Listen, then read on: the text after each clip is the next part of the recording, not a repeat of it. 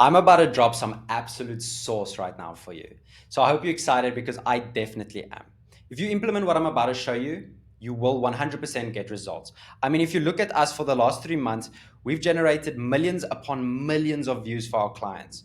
And these exact same clients are getting thousands of interactions and doing hundreds of thousands of dollars in revenue. But what you need to understand before I jump right into it is that attention alone is worth nothing. You need the right systems in place to turn that attention into acquisition. Whether you're an agency owner, a consultant, or even a coach, these systems will work. You might need to tweak a couple of things, but if you implement what I'm about to show you, you will get results. So let's jump right into it. Starting off with your ICP. I know you've heard this so many times, but your ICP is so important. This is your ideal client profile, and you need to know this person in and out. So you might ask yourself, okay, how do I determine who my ICP is? Well, you need to ask yourself these questions. Who are they? What are their dreams and their desires? What do they like? What do they like to do? What do they want from life? What are their routines? What do they do in the morning? What do they do in the evening? Do they like to go to gym? Do they like to play paddle with their friends? What are their routines? Next is their fears. What are they scared of? And then their struggles. This is so important. Know what they're struggling with currently. What's a common denominator for all agency owners or for all coaches? Know what they're struggling with and where their bottlenecks lie. And if you ask yourself all these questions and determine these things, you're sitting with an absolute dream client. But you might ask yourself, how do you actually attract this dream client? Well, we're going to do that with short form content. But what you need to remember is we won't do it with just any type of short form content. Your short form content you create needs to be directed specifically to that ICP. And we'll jump right into this topic in another video that I'll probably post within the next week or so. But it's important that your short form content directs specifically to your ICP. But again, I know I said before that attention alone is not anything. You need the right systems in place. So this leads me to the main part of this video where, to break it down pretty simply for you, it's three parts. You need an optimized top of the funnel, middle of the funnel, and then bottom of the funnel. So let's start right at the top. The top of your funnel needs to grab attention, needs to position authority, and move strangers into light interactions that signal interest. So you just need people to see you and show a bit of interest in what you're doing. And how you can do this is two things. Like we mentioned before, short form content. So this needs to be directed specifically to your ICP. And the content pillars that you can use is the following: value-based content that basically shows you provide value, you show how you fix the problem, you address the bottleneck, and show, for example, I do it in like I do a Miro video where we break down the systems, how to do this and how to do that. Show that you can solve the problem. And then next is proof-based. So you've shown that you can solve the problem, but now you prove that you've done it before for someone else. So this will be more like testimonials. You can clip up different like testimonial videos. You can show different metrics in videos. It's very good for positioning you as an authority. And then next is personal and relatable content. So this is where you're going to be raw and authentic. This is super important just to show your human side, and that it builds that like that relatability, which makes you seem way more approachable. Then next, you need to optimize your profile. You need to think of your profile as the storefront of your brand, right? So people will buy from you, but this will be their first impression. So it's insanely important that you optimize your profile. And first, we'll need to optimize our bio and profile photo. So for your bio, I've broken it up into three and then a fourth section. So it's 1, 2, 3. First is what you do and how you do it. So for example, we build a content conversion machine that turns attention into acquisition. Next is a bit of proof. So shows what you do. By now, we've done probably over 30 million views for clients. And those same clients are making thousands and thousands in revenue. And then for who you do it. So helping agency owners and coaches. So this, when they jump onto your profile and they read your bio, they know exactly what you do, that you can do it for people, and who you do it for. Then next is your profile photo. So this needs to be industry specific, it needs to be professional, and it needs to showcase your face. They need to be able to actually see that it's you. And then the fourth part of your bio needs to be some kind of call to action.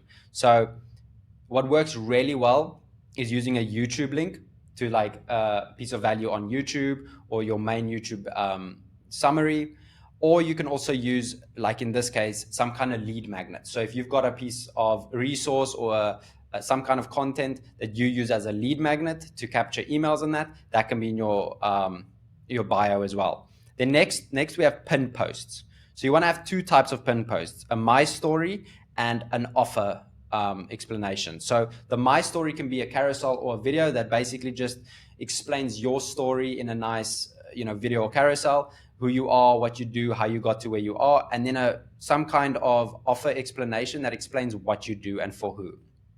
Then next, it's important to have highlights in place. So for example, a start year highlight explains your whole hero arc. So how you struggled with this, found out how to do this, started doing it, and now you live this type of life, right? So it explains your offer, but it does it in a storytelling manner. So when someone sees start here and they click on it, they get to know you and they get to know your offer, and it showcases that you're able to actually get them results. And then talking about results, the next highlight should be an actual results, testimonials and stuff. You can leverage that just for authority and proof, so that when someone sees start here, they can also click to the next highlight and see that you actually do get results for your clients. And if you want, you can show some behind the scenes or some more personal highlights as well. So that's the top of your funnel that's made for the attention side of things.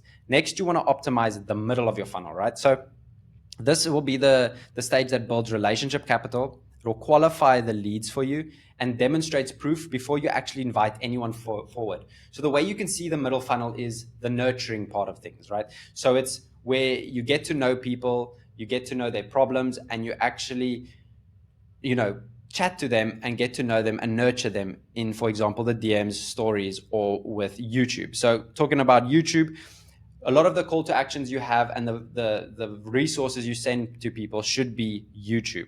And the types of content you should be making on YouTube is value-based, authority, and authentic. So the value you can do is much like the mirror videos that I spoke about on the short form side of things. You can go into extra detail on YouTube, and you can do like real full breakdowns, 10-minute breakdowns of the entire system and everything. Then authority stories. So for example, you can tell a story about, for example, your client success, testimonials, this type of thing. It's extremely powerful if someone sees another client that actually has a success story talk with you on like the podcast style. That does so well. And then lastly, vlogs and a little bit more relatable lifestyle content. People do buy into lifestyle, so it's important to showcase that, and it also humanizes you a little bit. Next is story sequences and just posting stories in general. So the types of stories you want to be posting is authority, value, and authentic. So you can probably see by now that there's this common denominator of authority, value, and authenticity. So again, with your stories, you can either leverage single post stories or you can use the sequences. Sequences are really good to actually qualify people because it takes a little bit more effort for them, and you can track like drop-off rates and this type of thing. But the types of stories you should be posting is authoritative stories that showcase results in that. You can actually give value to people. Again, in the stories, you can just make it a little bit more raw, but you can give value, break down the systems and that type of thing. Or like, if, for example, we discussed, if you see the struggles of your ICP, you can actually chat about that in the stories.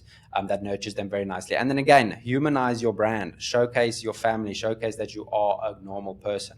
And then DM flows. Oh my word, this is so important and so neglected. You need to be chatting to people in the DMs, and you need to be following up with people. It's almost non-negotiable at this stage. Here's a quick step about the main overall framework of DMs in general. When you speak to someone, you want to qualify them first. You want to find their pain specifically to their situation. So obviously you understand your ICP, but people have specific pains within that. So then you want to pre-frame an offer your solution, hop on a sales call, and at some point you need to be starting to use voice notes because it's so relatable and it makes you seem much more approachable and human. So that's your middle of your funnel. But without a bottom of the funnel, you will just not make conversions. If you mess up, if you do everything right up until now, but your bottom of the funnel is just chaos, you will not convert, because the bottom of the funnel removes all the friction. It primes intent and guides prospects into decision with clarity and authority. So what this is, is some booking flow like Calendly works absolutely great. You want to have some kind of reminder system which helps you with show up rates. So remind people of the calls. You want to remind them a day in advance, 4 hours in advance, an hour in advance. And then 30 minutes before your call, send them some kind of call primer because it works so well for handling, like, it's just one single video where you explain your offer, you answer some frequently asked questions. So basically you handle all objections before the call. It's so powerful because when someone jumps on the call, you most of the time just going to have a normal conversation. They won't have too many questions because they already understand everything. And you might need to handle one or two objections that you didn't cover in the video. But most of the time, it's just going to be a simple little conversation and then they close in full. However, if they do not close in full and you do not convert them, you need to have that follow-up sequence. You need to be following up. So much money is left on the table because people do not follow up with people that they jumped on calls with. So always follow up and have a good follow-up sequence in place. But if they do convert, which is great, you need to do the following. You need to send them, please start sending your clients a type form of some kind. So you want to get them super excited, get their name. Then you ask them questions like, what was your first touch points? Was it a referral, Instagram? You want to know where they basically met you or heard about you. And then how long did it take for them to decide to actually work with you? And then ask them, what are some of the things you could be improving on? Ask them what was the final thing that pushed them over the line. So obviously they watched your content on that, but what was the very final thing that actually pushed them over the line? And then before they jumped on the call, how eager were they to actually work with you? 1 out of 10. And there's a bunch more questions you can add to this, but this just gives you this idea of, if you land 3 clients and you see a common, you basically cross-reference all the type forms. And if you see there's a similarity, you know exactly what to double down on, right? And this is not just with when you land clients, but in general, you need to be tracking things. You need to be tracking ad spend, the followers you have, the new conversations you have, different follow-ups, the amount of calls you booked, today's calls. You need to be checking where your offer was dropped. You need to be checking your close rate, and then cash revenue. You need to be using a tracking form. And these two things basically together will give you such a good feedback loop on what to improve on. So if you know exactly where to make improvements, you can implement that and you will figure out bottlenecks way quicker and start signing clients way quicker. Now, this is not as complicated as you might think it is. If you implement this slowly but surely, you will get results. And I can't wait